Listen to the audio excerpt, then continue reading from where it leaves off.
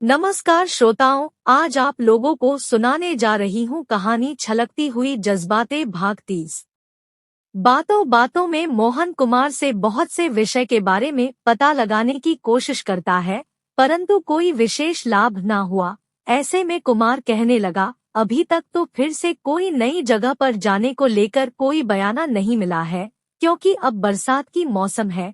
ऐसी परिस्थिति में हमारा काम नहीं चलता। आप तो देख ही रहे हो कि इस समय में कब बरसात आ जाए कोई ठिकाना नहीं है। अब देखो इतने दिनों में बीच बीच में कैसे बरसात हुई है। फिर भी इतना तो कह सकते हैं कि मौसम लगभग ठीक ठाक सी रही है। मगर ऐसे बरसात की मौसम में आमतौर पर हमारे मंडली के काम बंद रहती है। नवरात्रि के समय से फिर से शुरू हो जाएंगे। अब अगर सुखा के समय होती जैसा कि नवरात्रि के बाद होती है, या तो गर्मी के मौसम होती है, तो ऐसे मौसम में हमारे कार्यक्रम बहुत अच्छा चलता। हम लोग सोच तो रहे थे कि फिर से कोई नया जगह जाने को मौका मिल जाए, मगर चाहने से क्या होता है। सभी समय समय की तथा किस्मत की बात है।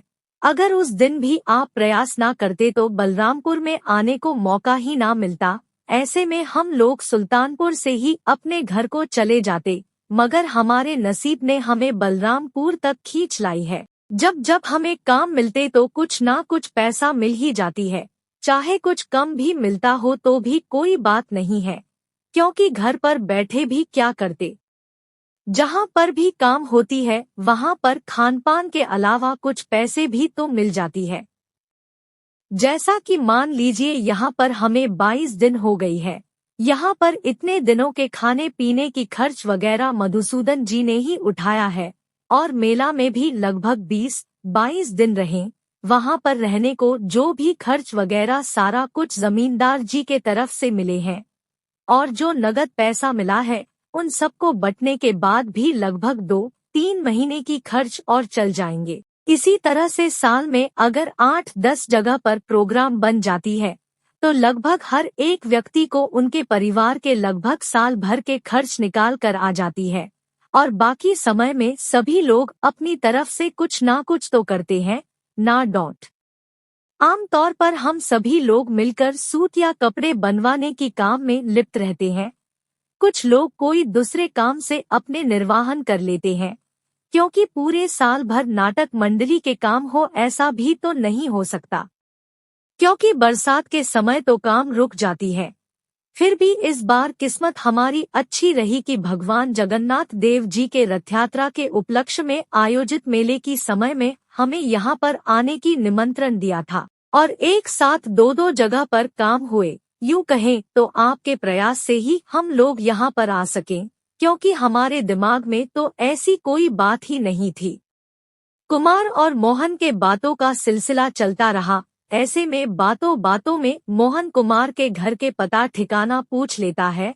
तभी कुमार कहने लगा, भैया यहाँ से राम जी के घाट, फिर वहाँ से रेलवे स्टेशन जाना होगा। सुजनपुर से रेलगाड़ी में बैठकर 8-10 घंटे में हम लोग सुमेरपुर पहुँचेंगे। तो मान लीजिए कि सुजनपुर से सुमेरपुर लगभग 700-800 किलोमीटर की दूरी होगा। आप कभी भी आ जाओ, हम लोग आपकी इंतजार करते रहेंगे। जवाब में मोहन कहता है, हाँ कुमार भैया, हम आएंगे। देखिए अब भगवान की क्या इच्छा है, उनकी इच्छा होंगे तो हम जरूर आएंगे।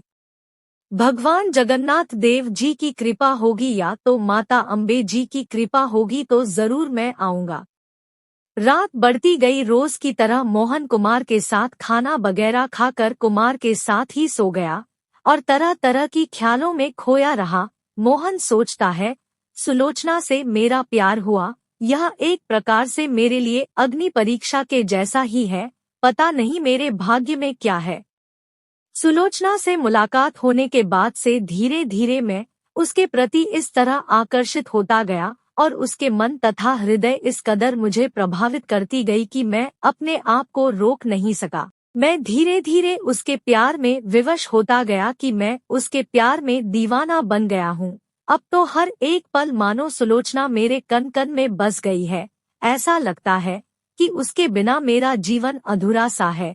आज के रात चाहे लंबे हो या छोटा, रात गुजर कर सुबह होगी और सुबह सुबह यह लोग यहाँ से रवाना हो जाएंगे, साथ में सुलोचना भी चली जाएगी। मैं चाहकर भी कुछ नहीं कर सकता, चाहकर भी उसे अपने घर में नहीं ले जा सकता। शायद एक बार फिर से सुलोचना से मुलाकात होने पर मेरी माँ जी के मन में उसके प्रति संवेदना की भावनाएं जागृत होती तो शायद हम दोनों के भविष्य के रास्ते थोड़ी और सुगम हो जाती, मगर वह रास्ता भी अभी बंद हो गई है। फिर से रास्ते खुलने की दिशा में कोई कार्य हो पाएगी कहना मुश्किल है। ऐसे में हम चाहकर भी कुछ नहीं कर सकते। अब हालात यह है कि इस जन्म में हम दोनों के मिलन होना मुश्किल ही लग रही है, क्योंकि सबसे बड़ी बाधा तो है कि सुलोचना एक ऐसी मंडली से संबंध रखती है जिनके काम नाच गाना करते हुए लोगों को मनोरंजन करना। ऐसे माहौल के लड़कियों के चरित्र पर सभी लोग संदेश जताते हैं। ऐसे परिस्थितियों में हम दोनों के रिश्ते को इतने आसानी से कोई भी स्वीकार नहीं करेंगे। रही बात बाबूजी के, तो सही रूप से विचार किया जाए तो उनके कहे बातों को गलत नहीं कहा जा सकता। उन्होंने तो हमारे सामने हमारे समाज के असलियत की बयां की है। ऐसे में उन्हें किसी भी तरह से दोष नहीं दे सकते। मगर सबसे मुश्किल घड़ी तो अब है कि कल को यह लोग यहाँ से चले जाएंगे, सुलोचना भी चली जाएगी। उसके बाद क्या होगा, मैं चाहकर भी उसे रोक नहीं सकता। रात किसी भी तरह कट गई कि सुबह सभी लोग जल्द उठ गए और बलरामपुर से विदा होने को तैयार हो रहे हैं। इसी बीच में मोहन भी उठकर एक बार नदी के घाट से घूम कर आ गया और सभी को तैयार होने में मदद करने लगा। इतने में कुमार से मोहन कहने लगा, भैया यहाँ से रेल स्टेशन पहुँचने में तो लगभग 10-12 घंटे लग जाएंगे। ऐसे में रास्ते में आप लोगों के खाने की क्या व्यवस्था होंगे? अगर कोई व्यवस्था ना हो तो मैं कुछ बंदोबस्त कर लूं आप लोगों के लिए। मोहन मन ही मन सोचने लगा कि अगर कोई बंदोबस्त ना हो तो इस बहाने में मैं इन्हें हमारे घर में लेकर जाने में सफल हो जाऊंगा। मगर मोहन इस विषय में भी सफल ना हो सका। मोहन के बातों के जवाब देते हुए कुमार कहने लगा, नहीं भैया, सारे बंदोबस्त कर ली गई है। जब तक सभी लोग तैयार हो रहे हैं तब तक सभी लोगों के लिए रोटी सब्जी बन जाएंगे। सब लोग खा लेंगे और बाकी एक साथ ले लेंगे, ताकि समय होने पर रास्ते में खा लेंगे, क्योंकि हमें बहुत लंबे सफर में जाना होगा। ऐसे में पूरी तैयारियां होने चाहिए। इतने में विदिशा भागते भागते आ गई और कुछ रोटी सब्जी कुमार के हाथों में देते हुए कहती है, दीदी ने आप दोनों के लिए भेजी है, आप दोनों खा लीजिए। विदिशा की बातें सुनकर एक बार फिर से मोहन का हृदय उद्वेलित हो उठा और आवेगों में भर गया। मन ही मन सोचने लगा, सुलोचना एक बार फिर से मुझे याद करते हुए तथा यह रोटी भेजते हुए मुझे फिर से यह एहसास दिलाने की कोशिश करने लगी कि मैं उसे भूल ना जाऊं। तुमने ठीक किया, तुम निश्चित रहना, मैं तुम्हें कभी नहीं भूल पाऊंगा। शायद किसी भी क्षणों में मैं तुम्हें भूल नहीं पाऊंगा और ईश्वर से यही प्रार्थना करता रहूंगा कि हमें पुनः मिलने की कोई उपाय करे तथा तुम्हें जीवन साथी के रूप में प्राप्त कर सकूं, तुम्हें खूब प्यार दे सकूं। सभी लोग अपना अपना सामान समेटकर घाट की ओर जाने लगे। मोहन भी कुछ सामान अपने हाथों में उठाकर चलने लगा और कुछ ही देर में नाव छूटने को तैयार हो गया। नाव के बीच में सामान वगैरह रखते हुए सभी लोग नाव के किनारे में बैठ गए। ऐसे में सभी लोग सुलोचना को किनारे में बैठने को मना करते रहे, उसे बीच में ही बैठने को कहने लगे ताकि फिर से कोई दुर्घटना ना हो सके। परंतु सुलोचना है कि सभी के बातों को अनसुना करते हुए बाकी लोगों के साथ किनारे में ऊंचे जगह पर ही बैठी रही। सभी लोग आपस में बतियाते रहे। नाव अपनी गति से चलने लगी। मोहन नाव चलाने के साथ साथ कभी इधर तो कभी उधर ताकते रहा और बीच बीच में नाव में बैठे सभी लोगों से नजरें मिला लेता है। ऐसे में कभी कभार सुलोचना के नजरों से भी नजरें मिल जाती है। सुलोचना भी अपने नजरें चारों ओर घुमाती रही और बीच बीच में मोहन के नजरों से नजरें टकरा जाती है तो अपने आप में दुविधा में पड़ जाती है, साथ ही उसे संतोष भी होती है यह सोचकर कि मोहन उसे प्यार करता है। ऐसे में वह अपनी प्यार की इजहार भी नजरों से कर देती है। साथ ही नजरों से वह बहुत कुछ कहने की भी कोशिश करती है, चाहे मोहन को समझ में आए या नहीं।